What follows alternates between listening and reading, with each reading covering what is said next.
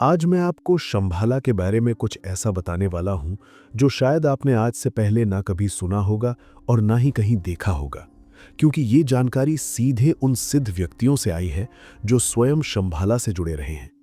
मैं बात कर रहा हूं तिब्बत के रहस्यमयी लामा दोरजे रिंजेन की।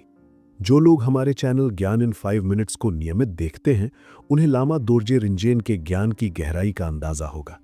ये वही लामा हैं जिनका जिक्र मैंने आगाथा वाले वीडियो में भी किया था।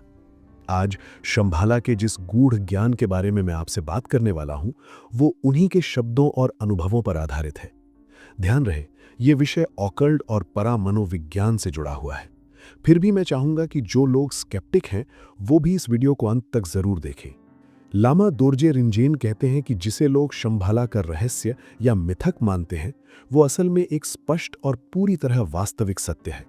केवल वही लोग इसे नकारते हैं जिन्हें या तो इसके सत्य तक पहुंचने का अवसर नहीं मिला, या जिनमें इस विषय को समझने की आध्यात्मिक क्षमता विकसित नहीं हुई। क्योंकि शंभाला को समझने के लिए एक विशेष प्रकार की चेतना और आंतरिक परिपक्वता चाहिए, जो गहरे ध्यान और आध्यात्मिक साधना से ही संभव है।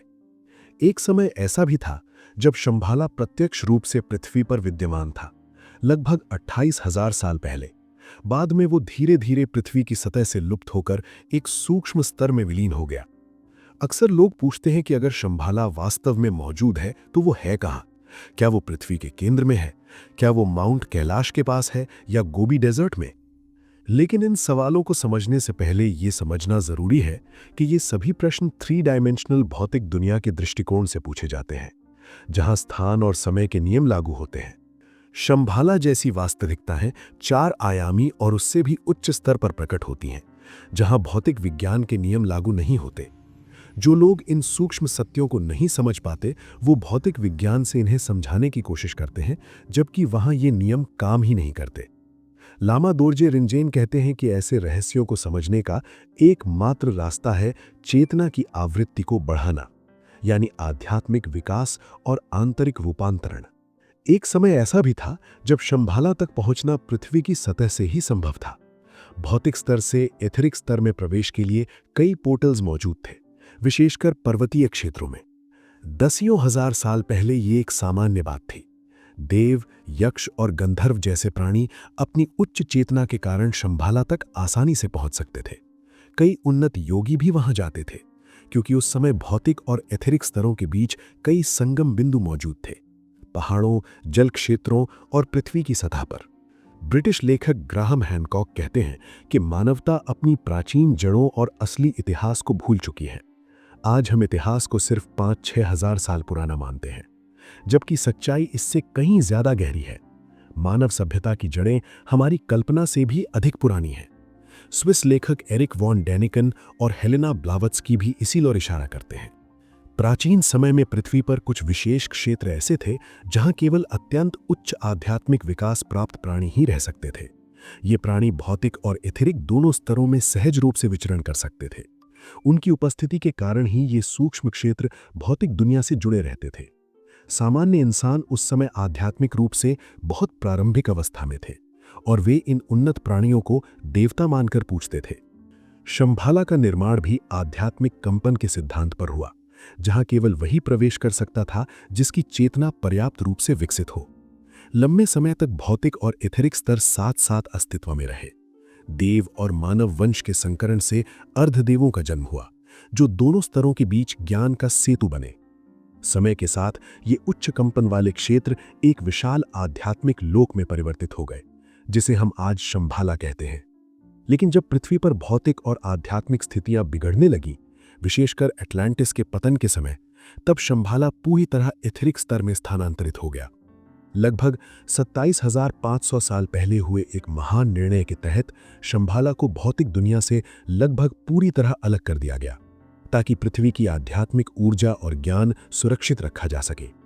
इसके बाद शंभाला एक आध्यात्मिक नियंत्रण केंद्र बन गया, जिसका उद्देश्य मानवता की रक्षा और विकास था।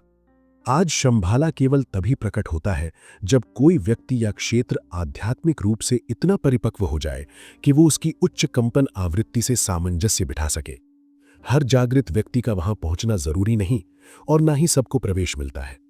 एटलांटिस के विनाश के बाद पृथ्वी एक गहरे आध्यात्मिक अंधकार में चली गई। हालांकि कुछ देवों ने उस ज्ञान को दुनिया के अलग अलग हिस्सों तक पहुंचाया। शंभाला की ऊर्जा से धीरे धीरे नए आध्यात्मिक केंद्र विकसित हुए, लेकिन भौतिक और एथेरिक स्तरों के बीच का अंतर इतना बढ़ गया कि प्रत्यक्ष संपर्क लगभग असंभव हो गया। शंभाला के निवासी मुख्य रूप से देवों की एक उन्नत शाखा है, जिनमें अर्धदेव और उच्च विकसित मानव भी शामिल हैं। शंभाला उन्नत बाह्यग्रही सभ्यताओं के लिए भी खुला है, बशर्ते उनका उद्देश्य मानवता की आध्यात्मिक उन्नति से जुड़ा हो। अक्सर लोग पूछते हैं कि अगर ये शक्तियां हैं तो इंसानों की खुलकर मदद क्यों नहीं की जाती। उनका मानना है कि हस्तक्षेप केवल तभी किया जाना चाहिए जब मानवता स्वयं को अपूरणीय क्षति पहुंचाने की कगार पर हो। बाकी समय मानवता को स्वयं सीखने और विकसित होने दिया जाता है। आज आम लोगों को इस ज्ञान की जानकारी नहीं है, और अगर दी भी जाए तो अक्सर उसका मजाक उड़ाया जाता है, क्योंकि आधुनिक समाज ने हमें यह सिखा दिया है कि विज्ञान ने सब कुछ खोज लिया है, जबकि सच्चाई इससे बहुत दूर है। 1961 में नासा और ब्रुकिंग्स इंस्टीट्यूशन की रिपोर्ट में भी ये बात सामने आई थी कि अगर मानवता को पृथ्वी के बाहर जीवन का प्रमाण मिल जाए तो समाज मानसिक रूप से अस्थिर हो सकता है। इसी डर के कारण बहुत सी सच्चाइयां दबा दी जाती हैं। असल समस्या यह है कि हम आध्यात्मिकता से दूर हो गए हैं। रोजमर्रा की जिंदगी, काम, पैसा और जिम्मेदारियों ने हमारी असली कहानी को दबा दिया है। अगर इंसान को यह एहसास हो जाए कि उसकी चेतना ही उसकी सबसे बड़ी शक्ति है, तो डर, नियंत्रण और मैनिपुलेशन अपने आप खत्म हो जाएंगे। इसीलिए शंभाला और आध्यात्मिक विज्ञान की बातें ना तो स्कूलों में पढ़ाई जाती हैं और ना ही आम किताबों में मिलती हैं। लेकिन याद रखिए, ये ज्ञान कहीं खोया नहीं है, बस परतों के नीचे दबा हुआ है। अब समय आ गया है कि हम इन परतों को हटाएं, ध्यान और आत्मचिंतन के जरिए खुद को फिर से याद करें, क्योंकि अगर आपने ये नहीं समझा तो आप दुनिया की सिर्फ आधी कहानी ही जान पाएंगे। मैं गौरव आप सभी का धन्यवाद करता हूं कि आपने इस वीडियो को अंत तक देखा। ऐसे ही गूढ़ और रहस्यमय विषयों के लिए जुड़े रहिए ज्ञान इन 5 मिनट्स के साथ।